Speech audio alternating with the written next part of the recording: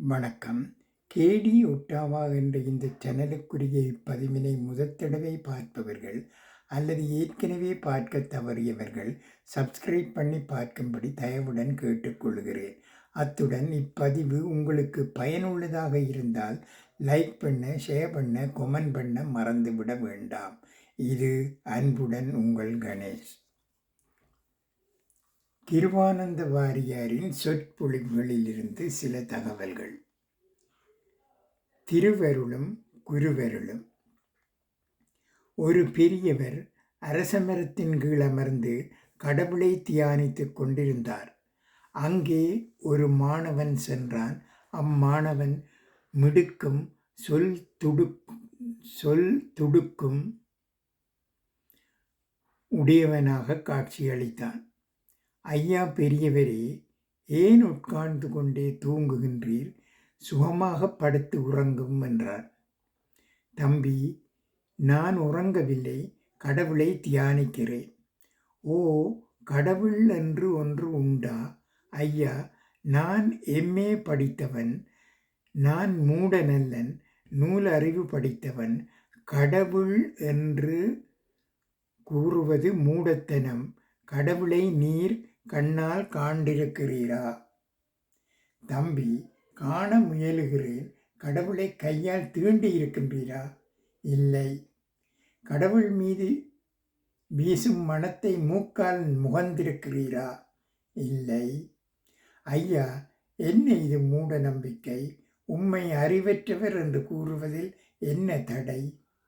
கடவுளை கண்ணால் கண்டீரில்லை, மூக்கால் முகந்தீரில்லை, கையால் தொட்டீரில்லை, காதால் கேட்டீரில்லை.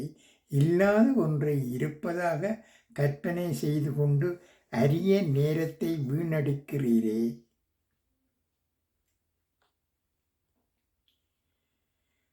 என்று கூறினார். உம்மை கண்டு நான் பரிதாபப்படுகிறேன். உமக்கு வயது முதிர்ந்தும் மதிநலம் முதிரவில்லை. பாவம், போன்றவர்களை காட்சி சாலையில் வைக்க வேண்டும். கடவுள் என்றீரே, அது கருப்பா சிவப்பா? அது சரி தம்பி, உன் சட்டைப்பையில் என்ன இருக்கிறது? தேன் போட்டில். தேன் இனிக்குமா கசக்குமா? என்ன ஐயா, இது கூட உமக்கு தெரியாதா? சுத்த மக்கு பிண்டமாக இருக்கின்றீர். உலகமெல்லாம் உணர்ந்த தேனை இனிக்குமா கசக்குமா என்று வினாவுகின்றீரே. உணவுப் பொருள்களிலேயே தேன் தலைமை பூண்டது. அது அருந்தேன், இதை அருந்தேன் என்று எவன் கூறுவான்? அதற்காக இருந்தேன் என்பான். தேன் தித்திக்கும், இதை எத்திக்கும் ஒப்புக்கொள்ளும். தம்பி, தித்திக்கும் என்றனையே, அந்த இனிப்பு கருப்பா சிவப்பா? சற்று விளக்கமாக விளம்பு. நீ நல்ல அறிஞன். மாணவன் திகைத்தான்.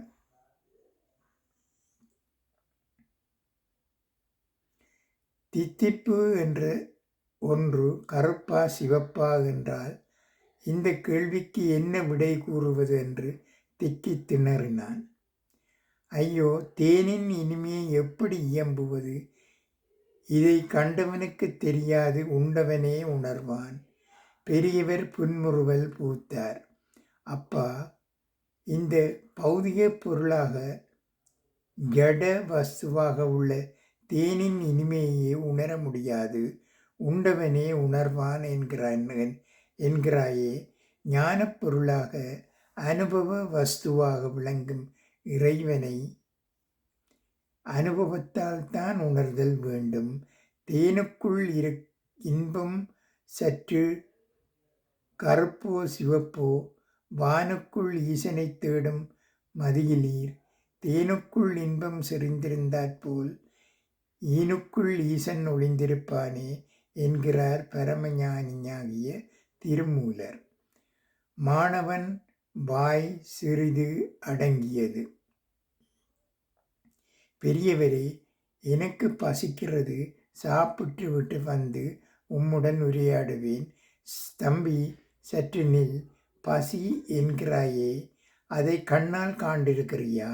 இல்லை. என்னை நம்பி உன்னை அறிஞன் என்று நீயே கூறிக்கொள்கிறாய். பசியை கண்ணால் கண்டாயில்லை, மூக்கால் முகந்தாயில்லை, கையால் தொட்டாயில்லை. அப்படியிருக்க எதை எப்படி நம்புவது? பசி பசி என்று உரைத்து உலகத்தை ஏமாற்றுகின்றாய். பசி என்று ஒன்று கிடையவே கிடையாது. இது சுத்தப் பொய். பசி என்று ஒன்று இருக்கிறது என்று கூறுபவன் முட்டாள். உனக்கு இப்போது புரிகின்றதா? பசி என்று ஒன்று அனுபவப் பொருள். அது கண்ணால் காண முடியாதென்று. அதுபோலத்தான் கடவுளும் அனுபவப் பொருள். அதை தவம் செய்து மெய்யுணர்வினால் உணர்தல் வேண்டும்.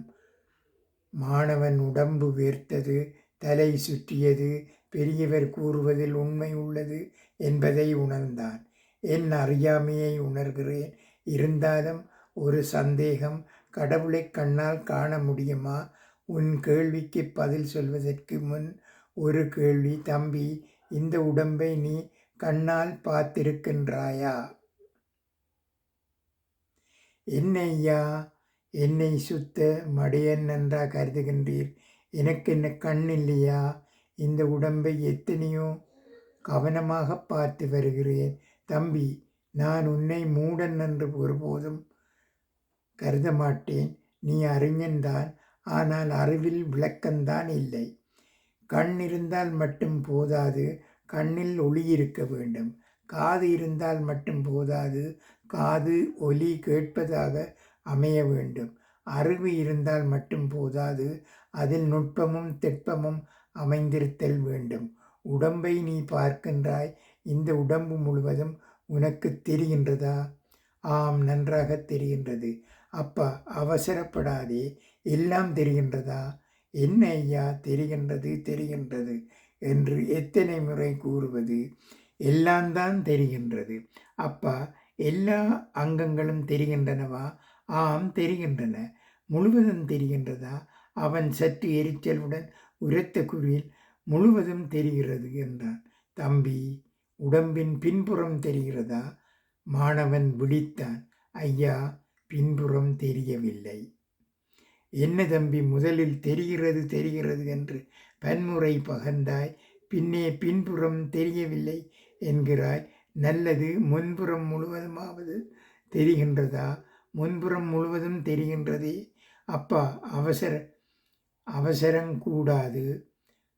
முன்புறம் எல்லா பகுதிகளையும் காண்கின்றனையோ? நிதானித்து கூறு. எல்லா பகுதிகளையும் காண்கின்றேன். எல்லாம் தெரிகின்றது. தம்பி, இன்னும் ஒரு முறை சொல். எல்லாம் தெரிகின்றதா? நன்கு சிந்தனை செய்து கொள். ஆம், நன்றாக சிந்தித்தே சொல்கின்றேன். முன்புறம் எல்லாம் தெரிகின்றது. தம்பி, முன்புறத்தின் முக்கியமான முகம் தெரிகின்றதா? மாணவன் துணுக்குற்றான். நெருப்பை மிதித்தவன் போல் துள்ளினான். தன் அறியாமையை உன்னி உன்னி வருந்தினான். தணிந்த குரலில் பணிந்த உடம்புடன், ஐயனே, முகம் தெரியவில்லை என்றான். குழந்தாய், இந்த ஊனுடம்பில் பின்புறம் முழுவதும் தெரியவில்லை, முகம் தெரியவில்லை. நீ இந்த உடம்பில் சிறிதுதான் கண்டனை. கண்டேன் கண்டேன் என்று பிதற்றுகிறாய். அன்பனே, இந்த உடம்பு முழுவதும் தெரிய வேண்டுமானால் என்ன செய்ய வேண்டும் சொல். ஐயனே, இருநிலை கண்ணாடிகள் இடையே நின்றால் உடம்பு இருபுறங்களும் தெரியும். தம்பி, இந்த ஊனுடம்பை முழுவதும் காண்பதற்கு இருநிலை கண்ணாடிகள் தேவைப்படுவது போல் ஞானமே வடிவாயுள்ள கடவுளை காண்பதற்கும் இரு கண்ணாடிகள் வேண்டும். ஐயனே, அந்த கண்ணாடிகள் எந்த கடையில் விற்கின்றன சொல்லுங்கள். அப்போதே இப்போதே வாங்கி வருகின்றேன். பெல்சியத்தில் செய்த கண்ணாடியா? அப்பனே, அவை பெல்சியத்தில் செய்ததன்று, வேதாகமத்தில் விளைந்தவை. ஞானமூர்த்தியை காண இந்நிலை கண்ணாடிகள் வேண்டும். ஒரு கண்ணாடி திருவருள், மற்றொரு கண்ணாடி குருவருள். இந்த திருவருள் குருவருள் என்ற இரு கண்ணாடிகளின் துணையால் ஞானமே வடிவான இறைவனை காணலாம். தம்பி, திருவருள் எங்கும் நிறைந்திருப்பினும் அதனை குருவருள் மூலமே பெற வேண்டும். திருவருளும் குருவருளும் இறைவனைக் காண இன்றியமையாதவை ஆகும். நன்றி, வணக்கம்.